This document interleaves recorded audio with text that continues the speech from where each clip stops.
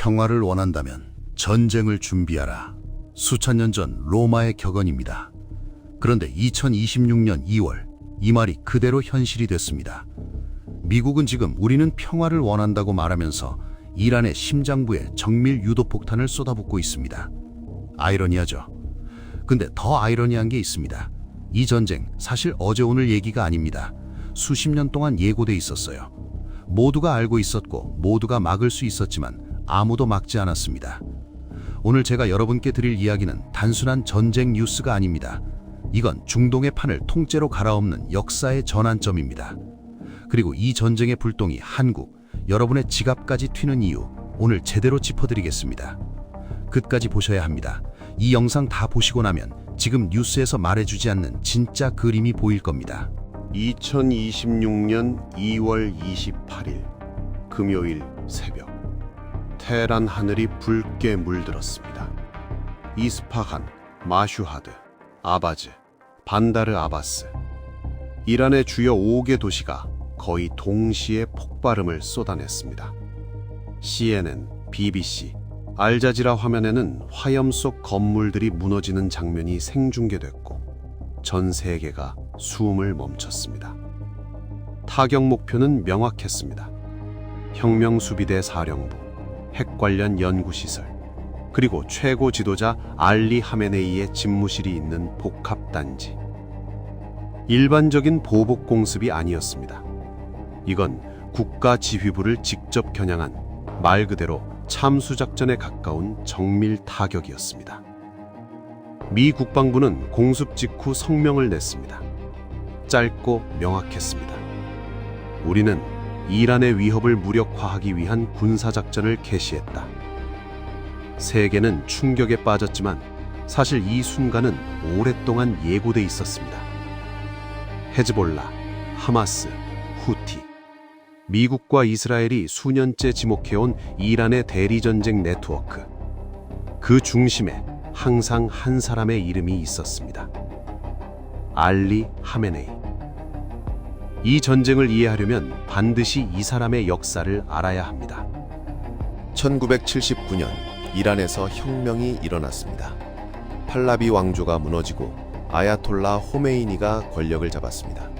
이슬람 신정일치 국가, 즉 성직자가 정치 권력까지 쥐는 체제가 탄생했습니다. 그리고 1989년 호메이니가 사망하자 후계자로 올라선 인물이 바로 하메네이입니다.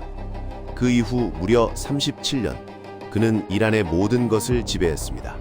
대통령도, 의회도, 군대도, 사법부도, 방송도, 최고 지도자 앞에선 전부 하위 개념입니다. 이란에서 하메네이의 말은 곧 법입니다.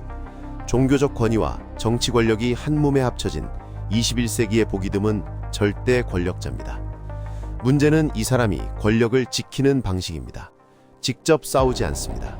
대신 돈을 대고 무기를 대고 훈련을 시킨 대리 조직들을 중동 전역에 배치했습니다. 레바논의 헤즈볼라, 팔레스타인의 하마스, 예멘의 후티, 이라크의 시아파 민병대. 이 조직들의 공통점이 뭔지 아십니까? 전부 이란의 혁명 수비대로부터 자금, 무기, 전술 지원을 받고 있다는 겁니다. 하메네이는 이 조직들을 통해 자기 손은 더럽히지 않으면서 중동 전체를 흔들어 왔습니다. 40년 넘게 아무도 이 구조를 끊지 못했습니다. 아니, 끊으려 하지 않았습니다. 그런데 2026년 도널드 트럼프가 이 판을 완전히 엎기로 결단했습니다. 그 결단의 실체가 무엇인지 지금부터 들어가 보겠습니다. 작전 개시 후 103시간. 단 4일하고 7시간 만에 이란 해군 전력의 70% 이상이 침몰하거나 무력화됐습니다. 이란이 그토록 자랑하던 솔레이마니함, 혁명수비대 소속 고속정 편대, 페르시아만 해상 거점들 전부 수장됐습니다. 미 해군 항모전단과 B-2 스텔스 폭격기, 그리고 토마호크 순항미사일 수백 발이 조합된 타격이었습니다. 이란이 자랑한 방공망은 첫 파에서 이미 무력화됐습니다. 이란은 수십 년 동안 비대칭 전략으로 강대국을 괴롭혀왔습니다. 미사일, 드론, 대리 조직. 하지만 이 전략은 상대가 두려움을 가질 때만 작동합니다. 두려움 없이 정면으로 치고 들어오는 상대 앞에서는 완전히 무력했습니다. 트럼프의 표현을 빌리자면 이란은 처음 20개의 플레이만 연습한 미식 축구팀이었습니다. 상대가 그 플레이에서 벗어나는 순간 아무 대안이 없었던 겁니다. 그런데 여기서 중요한 질문이 하나 남습니다. 왜 하필 지금이었을까요? 왜 이 타이밍이어야만 했을까요? 여기엔 결정적인 시간 제한이 있었습니다. 미국이 이렇게까지 서두른 이유가 있습니다. 포르도, 나탄즈, 이란의 핵시설들입니다. 이 시설들은 지하 깊숙이 있는데 지금도 계속 콘크리트 보강 공사가 진행 중이었습니다. 미국 정보당국의 판단은 단순했습니다. 2주 뒤면 어떤 폭탄도 뚫지 못하는 요새가 된다.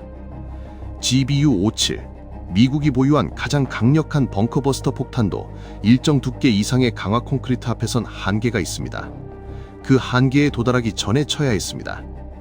여기에 외교적 명분도 겹쳤습니다. 3월 2일 IAEA 긴급 이사회가 예정돼 있었습니다. 이 회의가 시작되면 외교 국면으로 넘어갑니다. 군사 옵션이 닫히는 겁니다. 2월 제네바 협상도 결렬됐습니다. 이란은 핵 활동을 멈추지 않겠다는 입장을 끝까지 고수했습니다. 창은 닫히고 있었고 지금 치지 않으면 영원히 못 친다는 판단이 섰습니다. 트럼프는 결재했고 작전은 실행됐습니다. 하지만 전쟁이 이란 안에서만 끝나면 다행입니다. 진짜 문제는 그 다음입니다. 이 전쟁이 전 세계 경제를 그리고 한국 여러분의 삶을 어떻게 흔들어 놓는지 지금부터 냉정하게 따져보겠습니다. 지도를 한번 보겠습니다. 페르시아만, 그 입구에 있는 좁은 해협 하나. 폭이 가장 좁은 곳은 고작 33km입니다. 서울에서 수원 거리 정도입니다. 이름은 호르무즈 해협. 이 해협 하나로 전 세계 해상 원유 수송량의 약 20%가 지나갑니다. 쉽게 설명해 드리겠습니다. 전 세계에서 하루에 쓰는 원유가 약 1억 배럴입니다. 그중 2천만 배럴이 매일 이 33km짜리 길목을 통과합니다. 사우디, UAE, 이라크, 쿠웨이트에서 생산된 기름이 전부 이 길로만 나올 수 있습니다. 다른 길이 없습니다. 마트로 치면 동네 마트로 가는 길이 딱 하나인데 그 길 위에 누군가 들어놓은 겁니다. 이란은 이 해협을 막겠다고 수십 년 동안 협박해왔습니다. 그리고 지금 실제로 기뢰를 부설하고 고속정을 배치하며 봉쇄를 시도하고 있습니다. 유조선 한 척이 피격됐다는 보도가 나왔습니다. 보험사들은 페르시아만 항행 보험료를 즉시 10배 인상했습니다. 보험료가 10배 오르면 기름값의 그 비용이 그대로 얹힙니다. 골드만삭스는 경고했습니다. 호르무즈가 2주 이상 봉쇄될 경우 유가는 배럴당 130달러를 넘어설 수 있다고. 130달러가 얼마나 충격적인 숫자냐면 지금 유가가 대략 7-80달러 선입니다. 2배 가까이 오른다는 얘기입니다.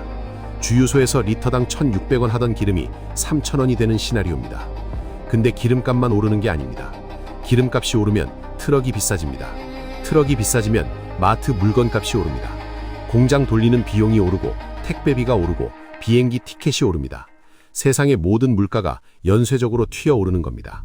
그리고 이 충격파가 가장 직접적으로 꽂히는 나라가 있습니다. 바로 대한민국입니다.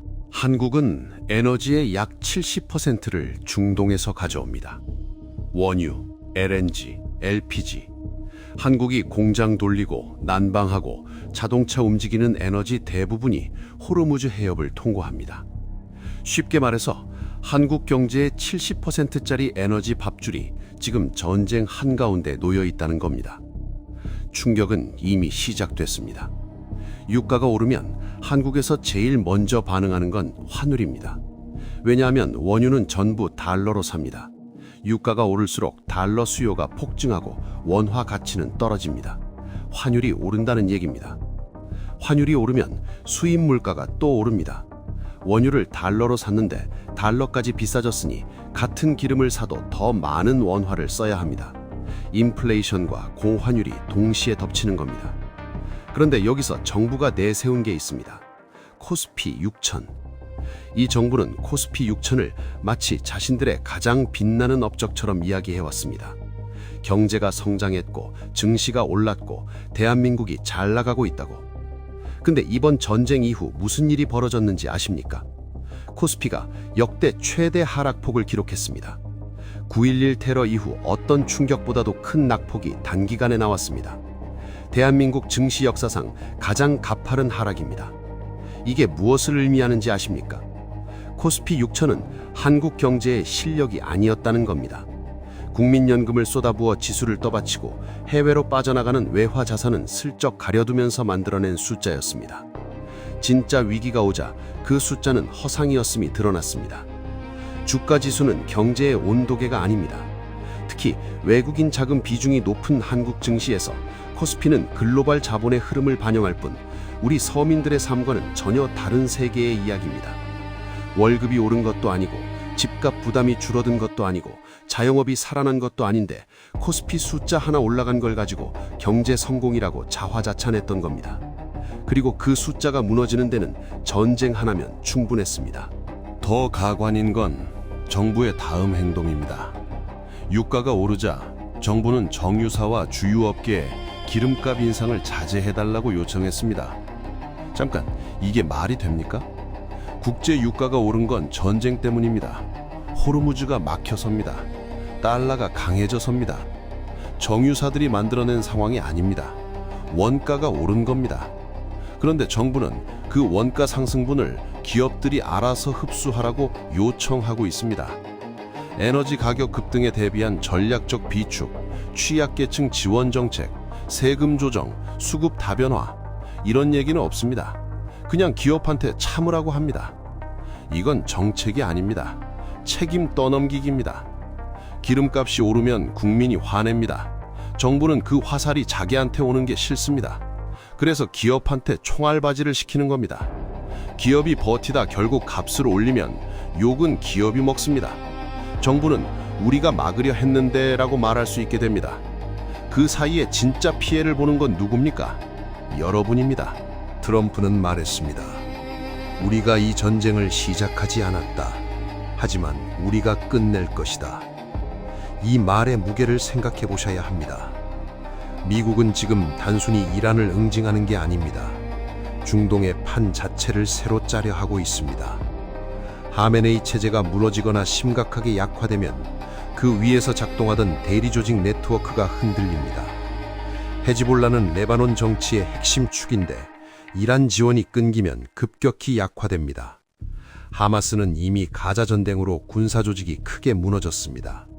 후티는 미군의 직접 타격을 수개월째 받고 있습니다. 이 구조가 동시에 무너지면 중동은 이란 중심의 저항의 축이 해체된 공백 상태가 됩니다. 그 공백을 누가 채울까요? 사우디아라비아와 UAE는 이미 미국 편에 서 있습니다. 이스라엘은 가장 큰 수혜자가 됩니다.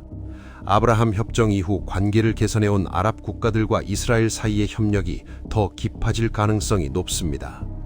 미국 입장에선 이건 전략적 승부수입니다. 중동에서 이란이라는 변수를 제거하고 친미 블록을 재편하는 것. 물론 이게 뜻대로 될지는 아무도 모릅니다. 중동의 역사는 언제나 예상을 위웃었습니다. 하지만 분명한 건 하나입니다.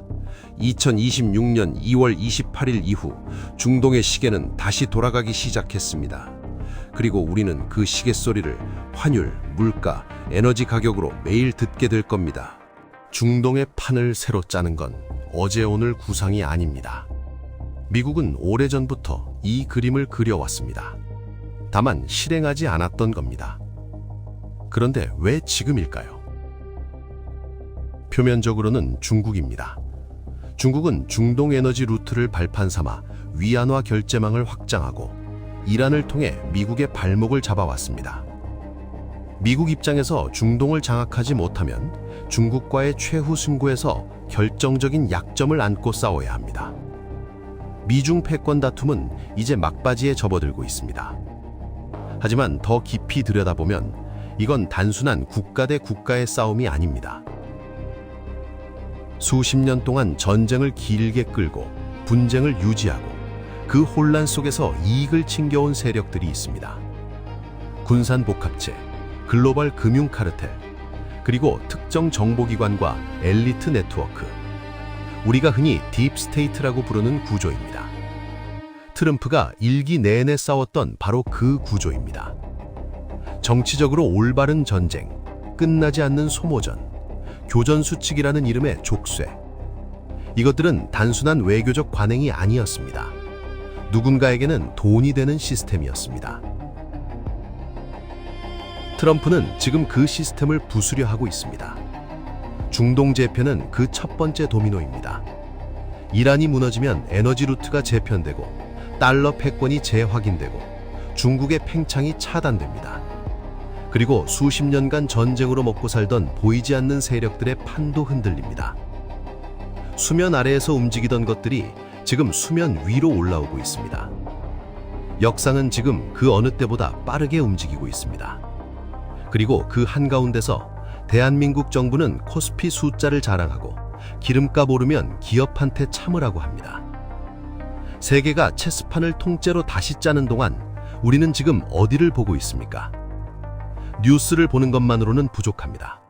이 구조를 이해하고 본인의 자산과 삶을 어떻게 지킬지 지금 당장 생각하셔야 합니다.